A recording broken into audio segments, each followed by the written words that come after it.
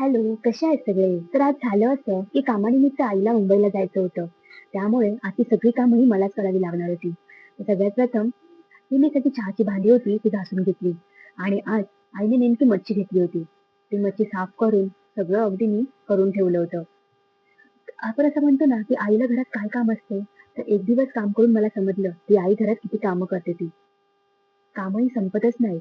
त्यानंतर विचार केला, थोडी मी मेकअप वगैरे करून घेते. म्हणजे कसं फ्रेश वाटेल.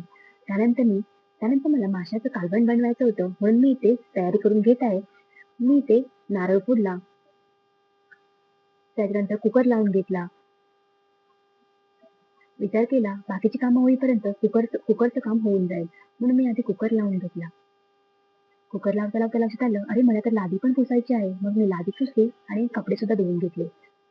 लाईट गेल्यामुळे इथे मशीनचा काहीच उपयोग नव्हता. त्यानंतर इथे मला बांगड्या मच्छीचं कालवण बनवायचं होतं, म्हणून मी इथे त्याची चटणी बनवून घेतली. इथे मला बारीक मिक्सर लावायची होती. आता इथे मी दुसऱ्या टाइम भांडी घासत आहे.